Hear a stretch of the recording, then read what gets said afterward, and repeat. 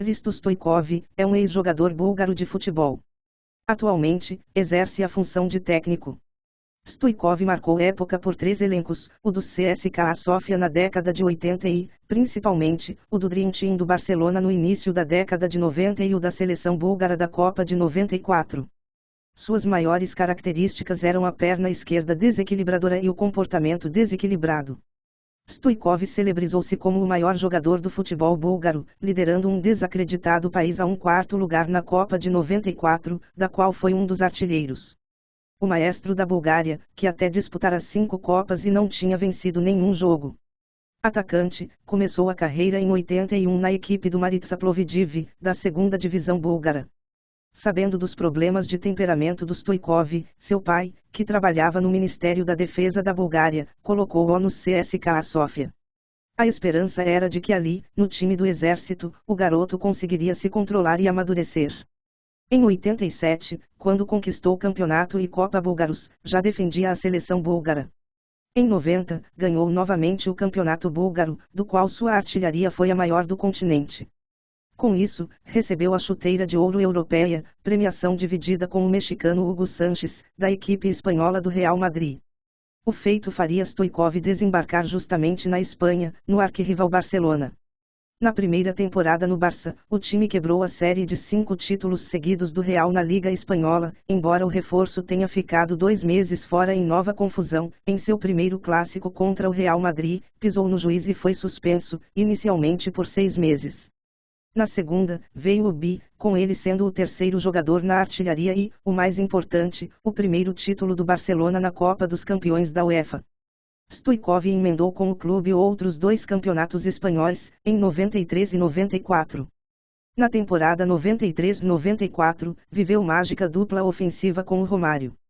Stoichkov, no início, não gostou da vinda do brasileiro, uma vez que as regras desportivas só permitiam 3 estrangeiros por time em campo, e o clube já tinha outros 2, o holandês Ronald Koeman e o dinamarquês Mikael Laudrup, o que forçaria Cruyff a realizar um rodízio que não agradaria a nenhum dos 4.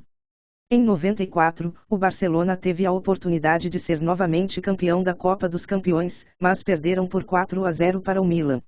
Foi o tempo em que a amizade entre ele e Romário desmoronou, com o brasileiro insatisfeito com as intromissões de todos em sua agitada vida extracampo. Ainda assim, ambos tiveram uma última exibição de gala no Camp Nou na temporada pós-Copa, a de 94-95, em que inspiraram um 4-0 sobre o Manchester United.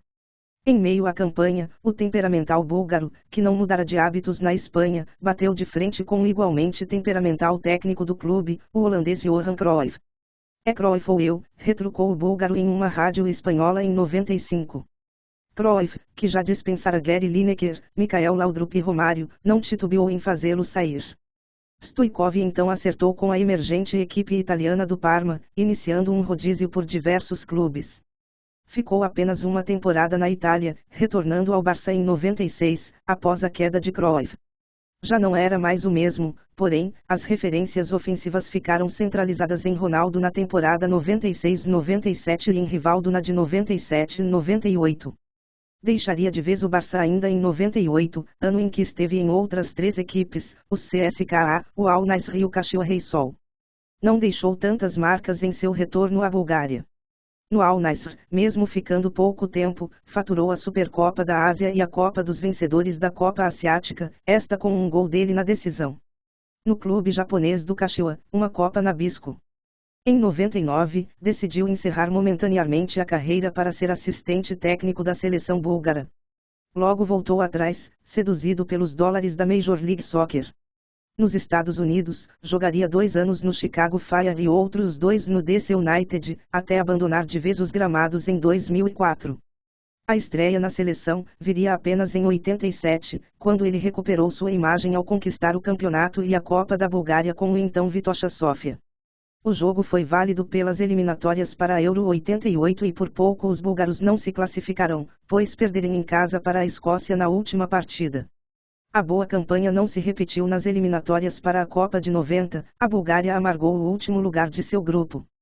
Na da Euro 92, o time ficou em penúltimo, mas 2 pontos atrás do primeiro e único classificado do grupo, a Escócia.